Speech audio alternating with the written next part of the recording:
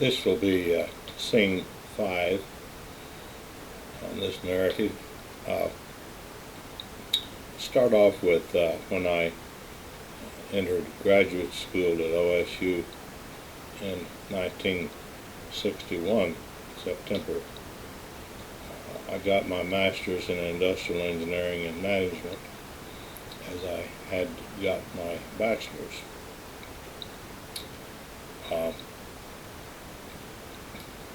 I had some 35 hours of classes in the master's and was able to get it with 1 year of studies.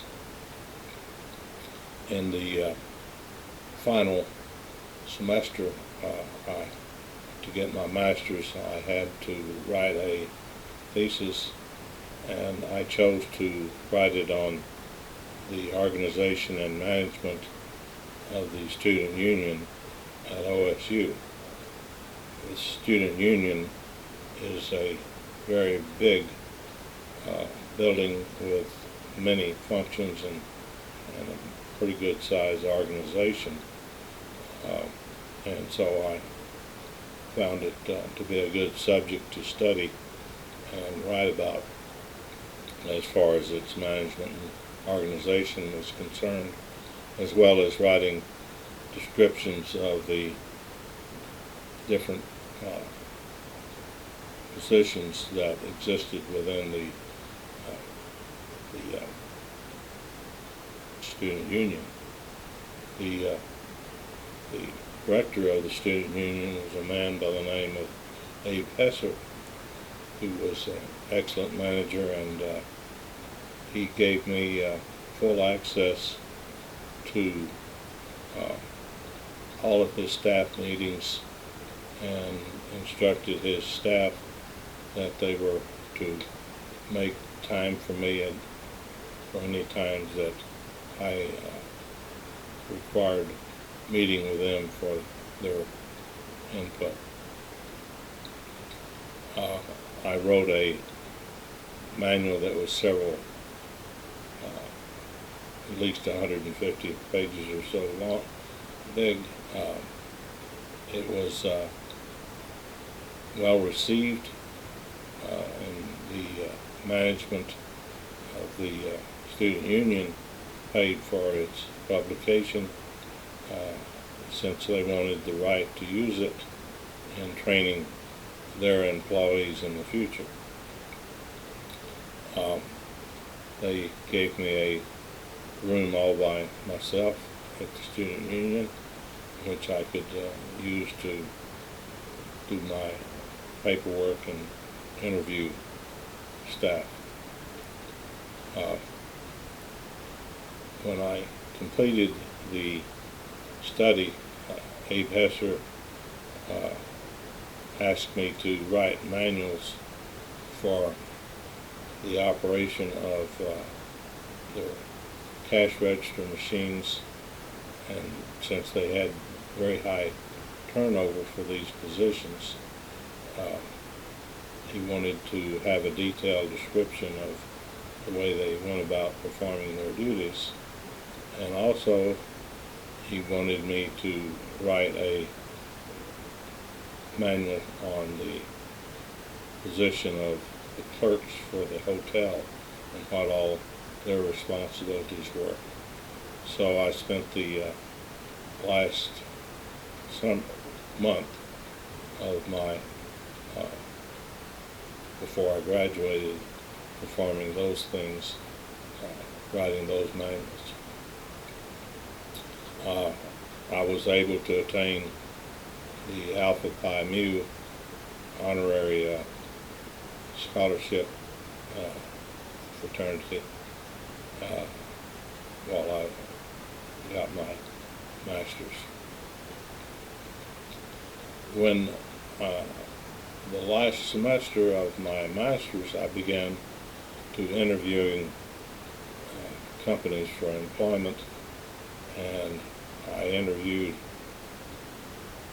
about 7 or 8 of the major companies in the United States, taking trips to their headquarters and touring their operations. I interviewed and got job offers from Pittsburgh Plate, Westinghouse, DuPont, Colgate-Palmolive, and General Electric, and maybe some others. The one that I found most interesting was an offer from General Electric, where they offered me a position where I would go through a 3-year training course where I would work in 6 different positions for 6 months apiece at 3 different locales in their factories. I found this to be very intriguing, since I had never worked in a factory in my life, and thought it would be a great opportunity to experience what it was like to work in different types of operations, as well as we went to class 2 nights a week to study subjects about manufacturing during this period of time. So it further extended my practical knowledge of manufacturing and management. Well, my first assignment was in Evendale, Ohio, which is a suburb of Cincinnati, and I started there in August of 1962. And the first position I had was in the large jet engine department, where my initial assignment was to do work on the where they assembled the jet engines. It wasn't a very challenging job, in that my responsibilities included monitoring the production and charting it and reporting to the manager.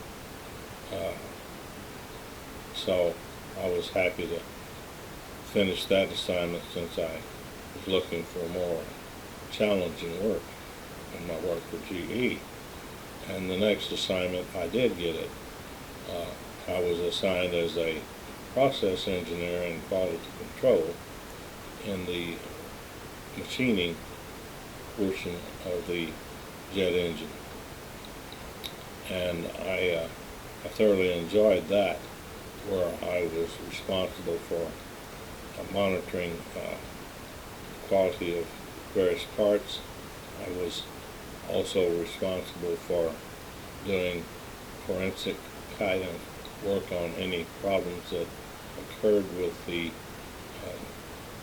parts, that trying to determine just exactly why there was any kind of failure.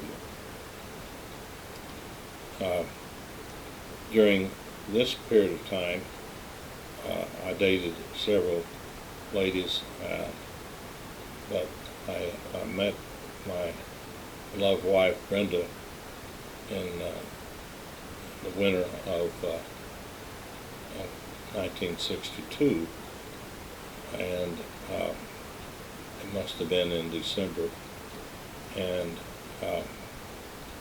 I met her at a dance. It was singles in that suburb in Cincinnati, actually, on Friday nights would attend dances, and those would be announced in advance where those dances would be held. And typically in a dance venue or a hotel, ballroom, things of that nature. And I met Brenda in a ballroom of a hotel.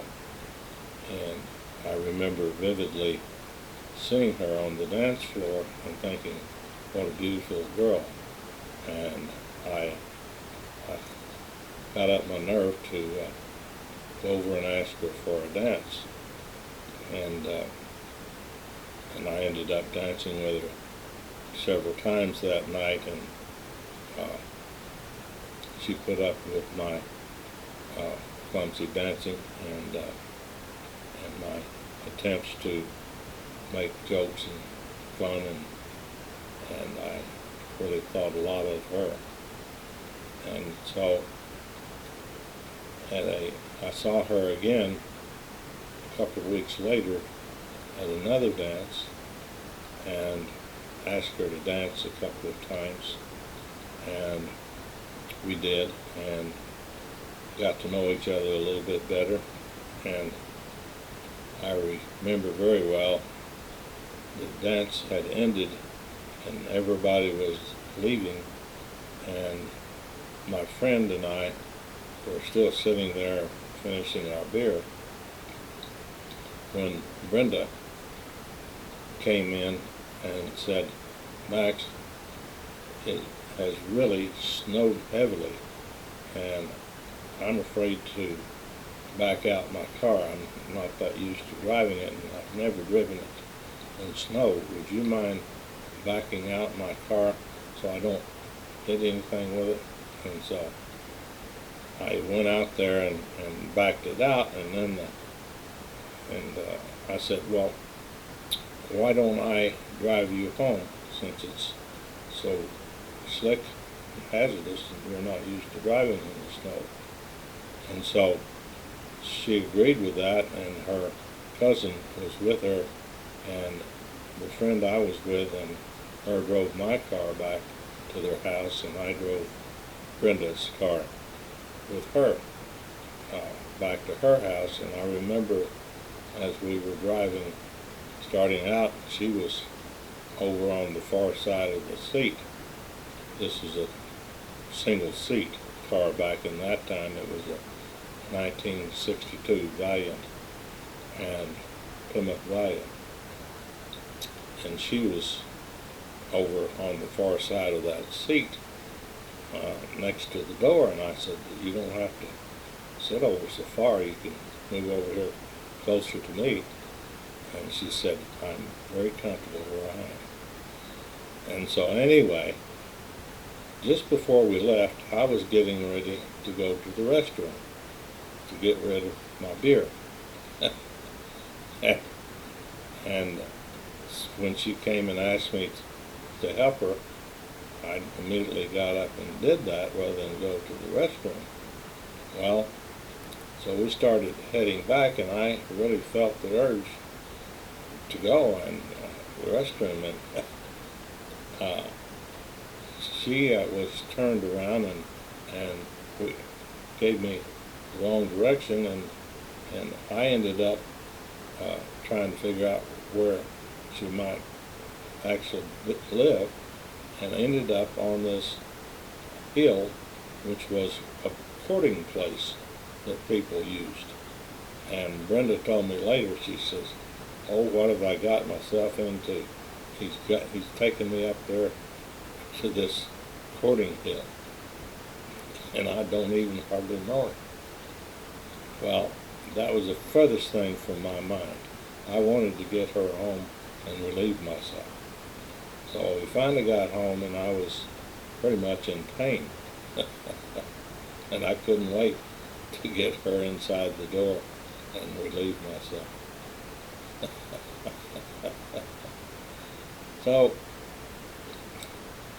we began dating, and I asked her to date several times a week and every weekend, and I always made the plans in advance. And she said I never let her date anybody else. I kept her busy dated. And that was my idea, to do that. And Brenda didn't drink alcohol, hardly any. She might drink one drink on a date night, and and she always said she was a cheap date, but she wouldn't let me get by that cheap. She would always want to have a bite to eat before I took her home. So we dated pretty steady there for about 3 months, and by that time I had been told that I would be transferred to Schenectady, New York, to work at a Knowles Atomic Power Lab in Schenectady. And so I certainly didn't want to leave her there, because I knew I wouldn't be able to travel back and forth for that great distance from Cincinnati to New York, Schenectady to New York. So I decided I would ask her. I loved her. I just couldn't imagine being without her. So I asked her to marry me, and she wouldn't give me an answer that night. But the next day we had a date, and she agreed to marry me, which both surprised me and tickled me to death. So I had to leave for Schenectady within 3 months, so we had to do all of our wedding planning and everything else in the meantime. And so I hadn't bought a ring for her. I didn't have the money to buy a ring. And so I went about a week or so, and I got to thinking, I really need to get her a ring. And so I was able to get together the funds and take her down to the jewelry. And I wanted her to be happy with the engagement ring, and so I let her select her engagement ring. And she selected a big one. It was a 1-carat diamond ring, and the price of it was 1 month's wages, which was at that time at $650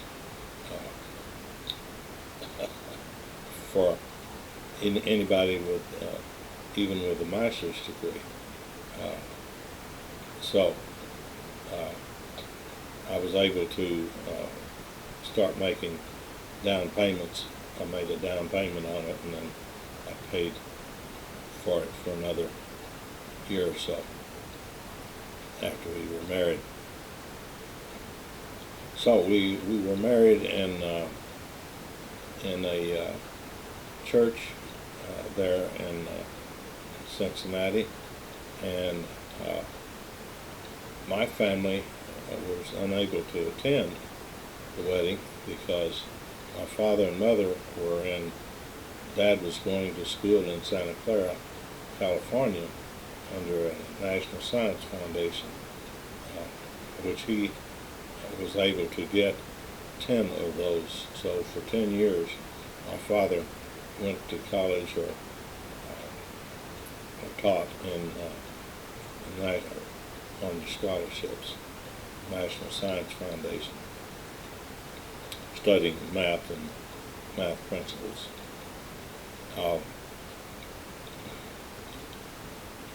So Brent, all of my brothers were both in the military, and they weren't able to get either.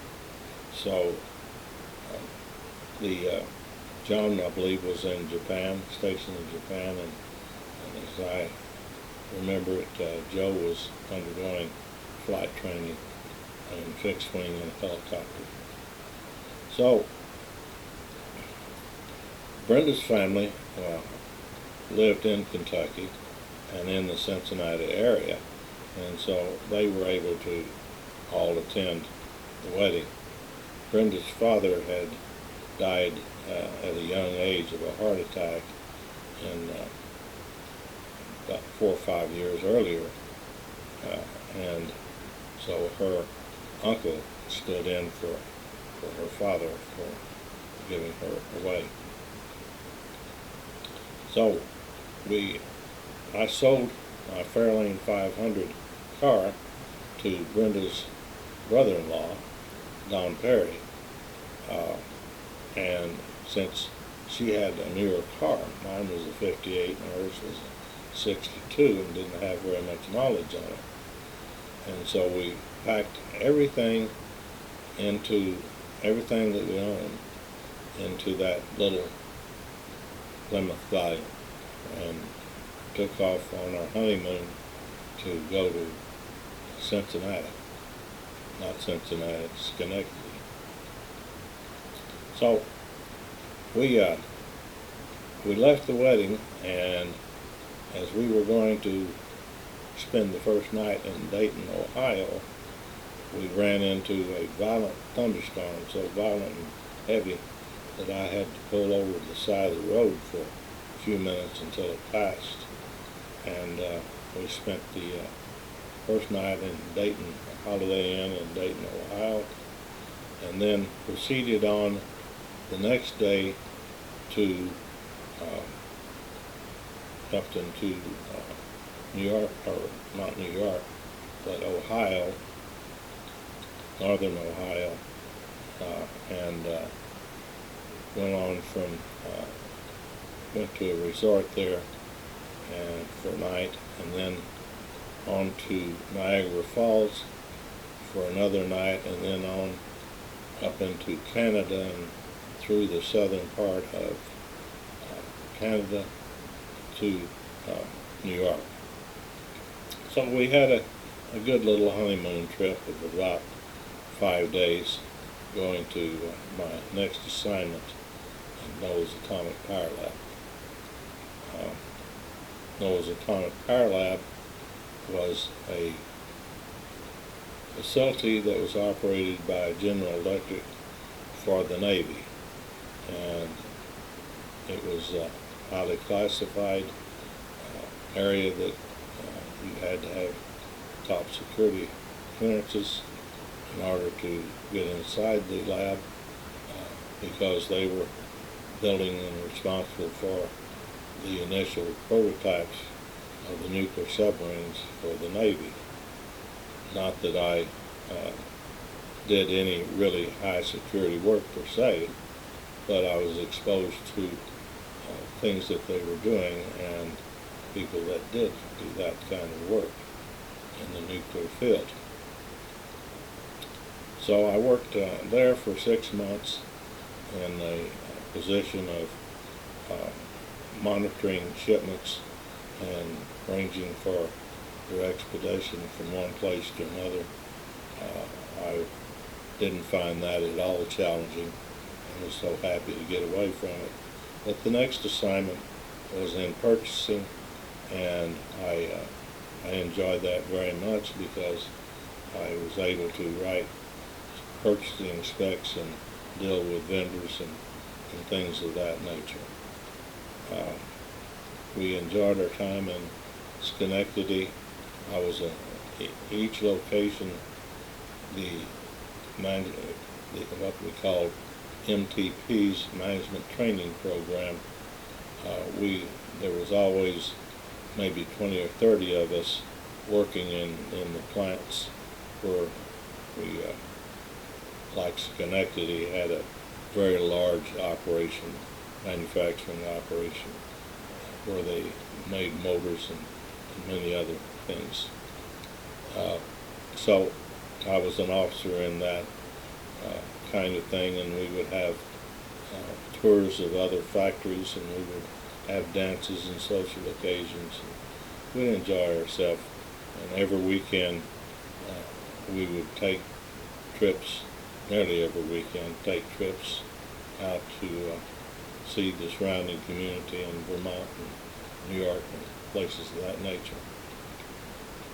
And so we enjoyed our time there in spite of the winter weather, which we didn't enjoy at all. It was snow on the ground, it seemed like, for 3 or 4 months in a row. But other than that, we thoroughly enjoyed it. I remember the first meal that Brenda cooked.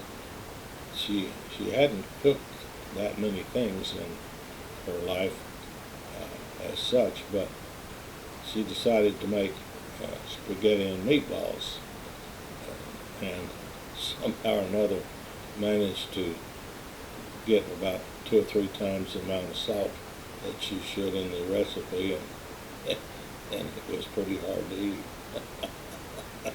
And I began to wonder, oh geez, am I going to have to eat like this? But she became an outstanding cook very fast, and always has been into our married life. So Brenda had been working as a telephone operator in Cincinnati. That's back when they had big long rows of ladies plugging in the telephone lines to connect calls. And when we got to Schenectady, she did work as a cell clerk through the Christmas season to help with our finances. We rented a small apartment there, and got to know our neighbors very well, and Brenda made good friends with the lady upstairs who gave her a lot of good guidance and help, particularly when we, after a couple of months of marriage, we discovered that she was pregnant with Gary. And so, because Gary was born in July, I was scheduled to leave for my next employment about that time. They extended my employment there for another couple of months so that Gary would be tended to by a doctor that we had there. And so I think that pretty well covers our time in Schenectady. We had one event that I'd like to bring up was when, for Christmas of that year, we'd only been married for about 4 or 5 months, and we were friends with this couple, and this man was talking, this friend, talking about ice fishing, that he went up to this lake and did ice fishing. And I was just making conversations, and I said, well, that sounds like a lot of fun. Well, that gave Brenda an idea, and she bought me 10 tip-ups for ice fishing. So I had to go on an ice fishing trip with my friend, and I didn't have adequate clothing. I had growing up in Oklahoma, I didn't have any heavy clothing. We got up to this lake, and the only way that this guy had of getting a hold in the ice or putting in the tip-ups was to take a big steel bar and knock a hole in the ice. Well, that was working, and you got wet, and it was windy, and so the only shelter we had was putting up a bank of snow to get shelter from the wind. And the wind was blowing and activating our tip-ups where we thought we might have a fish, and we didn't. It was a false tip up. So I'm freezing to death. He's dressed real warm, enjoying himself, I guess. And I saw this structure about a quarter of a mile away at the edge of the lake. We were out on the middle of the lake fishing through the ice. And I asked him, what is that up there? And he says, oh, it's a tavern. And I said, I'll see ya. And I went up there and warmed up and had a drink. And so I got back, and it wasn't long before I was cold as could be again.